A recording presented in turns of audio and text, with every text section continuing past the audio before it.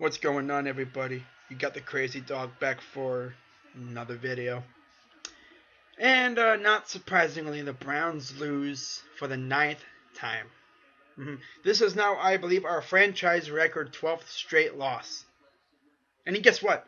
We are one loss away from going 461, and 10 overall as a franchise. Yep. Yep. That's how bad it's gotten. Oh, wow. Where do I begin with this game? Where do I begin? Oh, I know where to begin. How about let's start in the very first possession. Cameron Erving. Oh my god, man. Just saying his name makes me want to put a hole in a wall. I mean, you guys have seen some pretty bad linemen, you know? Cameron Erving may be the most inept lineman I've ever seen. And it makes me wonder what kind of drugs Mike Pettin and Ray Farmer were taking when they drafted this dude. Really? I mean, yes, he was good at Florida State because he had Jameis Winston. You know? But he sucks here. I tell you that. I mean, he's making a poor offensive line worse. You don't even want to know how many times I've seen this dude got put on his butt in the game. This dude's... Man. So anyways, talking about this game today. This douchebag decides, I'm going to go fight someone. He goes and fights someone from the Cowboys, and they both get ejected. That may be the best thing to ever happen to us today at the game. Until the Terrell Pryor touchdown. But that was probably the best thing that ever happened to us in the game today. Yep. I mean, at least we had something to laugh at. Being as it's pretty much Cameron Erving. Being as Cameron Erving is pretty much the biggest laughing stock in the Browns right now. You know? Always falling on his behind and making himself look like a total idiot. Because that's what he is. He defines Mike Pettin and Ray Farmer's tenure on the Browns. Total idiocy and ineptitude. So, Cameron Erving aside, he gets ejected, goes to the back, And of course, being the douchebag that he is, he doesn't talk to the media or anything. Whatever. If it was up to me, I would have cut him a long time ago. Because you know what's sad? Danny Shelton, his fellow first-round draft pick, is doing pretty good right now. He's actually improved. Which is really saying something about Mr. Erving. Because Erving is trash. He's trash. Yeah. Oh my god. That doesn't even describe it. My god. Okay. Before I punch a hole in a wall, I'm going to stop talking about that doofus because he's making me mad. Making me real mad. He is the reason why our quarterbacks cannot stay healthy because you have a freaking 300-pound lineman coming barreling at our quarterback. I mean, yes, our offensive line isn't that good, but Cameron Erving makes it even worse. I mean, when we had Alex Mack and Mitchell Schwartz, who, the geniuses in the front office, boldly decided to let them both walk in free agency. When we had those two, our offensive line was pretty good. Joe Thomas on the left, Mitchell at right. You had Alex Mack at center, Greco and Betonio manning the guard position. That was a pretty solid offensive line.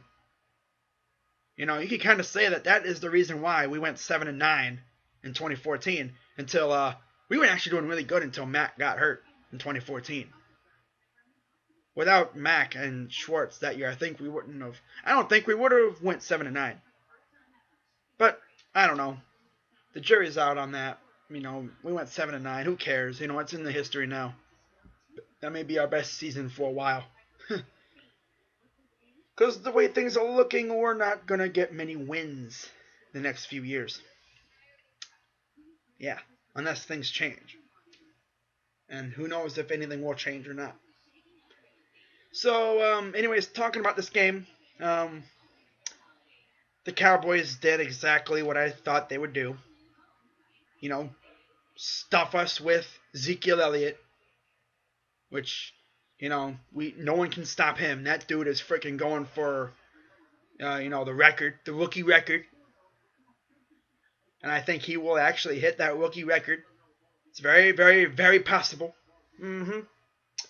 Dak Prescott looking like looking like he knows what he's doing out there. Trying to keep Romo off his tail. Trying to, kind of stave off the Romo train.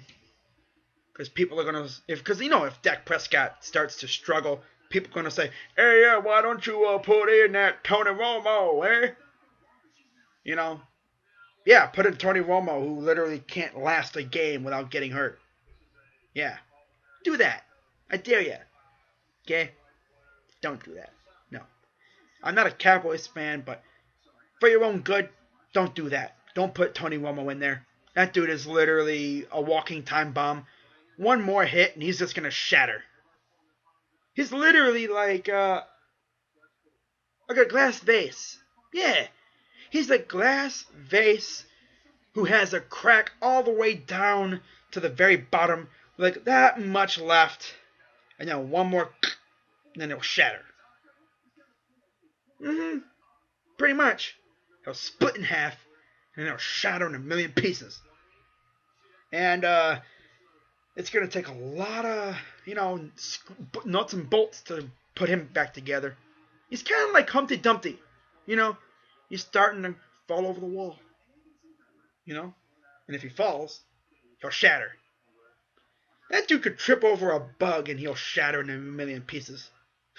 I don't know. That's why, for the Cowboys' own sake, they need to keep Dak in there. I mean, with that offensive line, he ain't going to get hit too much. But we'll see. But Dez Bryant really was not effective today. He did have, a few catches. Didn't have any touchdowns. Zeke really did all the work. Zeke and Witten. And, Witten was so good because our secondary decided to pull the classic cover nobody scheme today. The cover nobody scheme. Yeah. You have cover 2, cover 3, cover 4, and you even have the cover 0, which is, I think, a somewhat scheme. Then you have the cover nobody, where you just leave everyone wide open. I mean, bruh. There was at least four situations where I saw, 4 instances where I saw someone wide open. Hoo-wee. And then there's Joe Haden. Yep, Joe Haden. Mr. I can't even get on the field to do anything. I heard the Saints actually made a play for Joe Haden. If I was the Browns, I would have said, oh, you want him? Take him. We don't need him anymore. We don't want him. No, he somehow stayed here. So we have to deal with him for the rest of the year. Now, he's a great guy, but he's a horrible. I mean, he's not bad. He's trying at least, but his body's wearing down. He ain't got many years left. He's had groin injuries. He's had ankle injuries. What's next? Head, knee, head, shoulder, knees and toes. Who knows? I rhymed. But anyways, yeah. Cowboys did what I thought they were going to do. They gashed us and dashed us. I'm very surprised Dez Bryant did not score a touchdown, or 2, or 3. But somehow, some way, Joe Haden managed to keep him well covered. And yes, even Tramon Williams did his part too on Dez Bryant. Wow. Of course, they do that against Dez Bryant, but they can't do it against A.J. Green. A guy who, well, of course, Joe Haden didn't play against. A guy that Joe Haden would usually have a good time against. Brandon Marshall was even having some trouble. But, I don't know. That's Brandon Marshall. We're talking about Brandon Marshall and Dez Bryant here. So, talking about the Browns' offense, really could not get anything going on the run game. What was it? 6 attempts for 4 yards. Wow, dude. That's a lot. Whoa. Woohoo! 4 yards. Woohoo! Wow. 4 whole yards. I mean, it's better than 0. I think at one point they had -3. Ooh, 4 yards. I'm so excited. Ooh. Gary Barnidge didn't really do too much. I think he had a few catches. Hey, Corey Coleman caught 4 or 5 passes today. It's pretty nice, being as he's coming back from injury. Isaiah Crowell didn't do good in the running game. Did good in the passing game. Caught 1 pass for 40 yards. That's pretty good.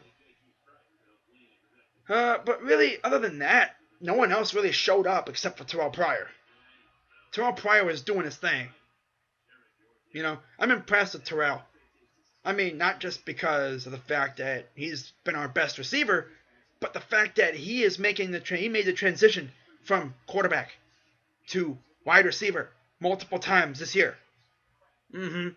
That dude goes from throwing the ball to catching the ball consistently. I mean, I'm glad that you can rely on him, but that's putting a big risk on Terrell not getting hurt. Because what's you gonna do if Terrell gets hurt? What you gonna do if Mr. Terrell Pryor gets hurt, Mr. Hugh Jackson? Now, I'm not doubting Hugh Jackson's ability to coach, but I mean, come on, man. Calling a pass play, what was it, on 3rd and 2? I mean, you could have probably went for a few more plays. And get this. We were in the red zone our first 3 possessions. What did we get out of it? Only 10 points. We had another field goal, but Parkey clanked it off the upright. I mean, that thing hit the upright so loud. I bet you could hear it all the way from Lakewood. You'd be out mowing your yard or whatever, and you'd hear coing, and you'd be like, "Oh crap! Parkey clanked another one, didn't he?" Wow. There's a lot of things this team's got to improve on going into Thursday. Yes, we play on Thursday next against the Ravens.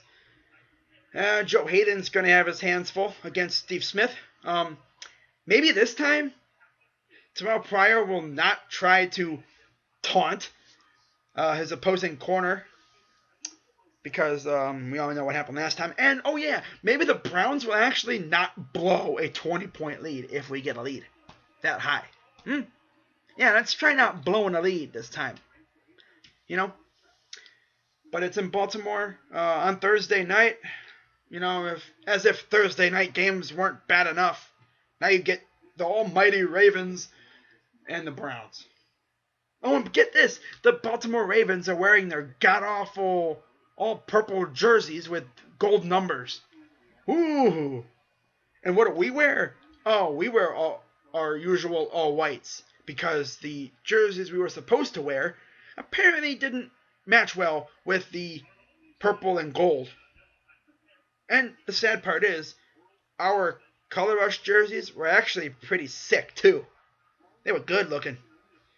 It's pretty sad, because those Color Rush jerseys look a lot better than our original jerseys. That's sad. But anyways, I will have my Hate Week video, depending on if Dumb and Dumber decide to pop their head out of the little foxhole in that rat hole they call Baltimore. What am I kidding? They're going to make a video. That's what they do. Oh, yeah, man, we just beat the Pittsburgh Steelers. Oh, I got a better name for them. The Three Stooges. Oh, there would be 3. They're the Stooges. There would be 3.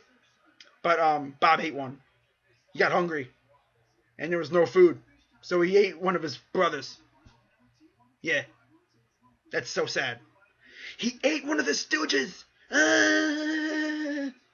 Alright, well, anyways, yeah, I'm Crazy Dog. See you probably Tuesday, depending on if The two stooges decide to pop their head out of their foxhole and make a video, which I think they will.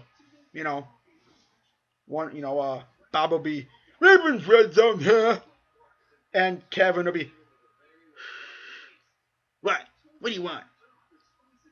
Yeah, man, we gonna beat the Browns this week. They suck. Who the heck is Crazy Dog 99? Who the hell is Crazy Dog? Ravens red zone here. Anyways, I'm Crazy Dog 99, and I'm out. Go Browns.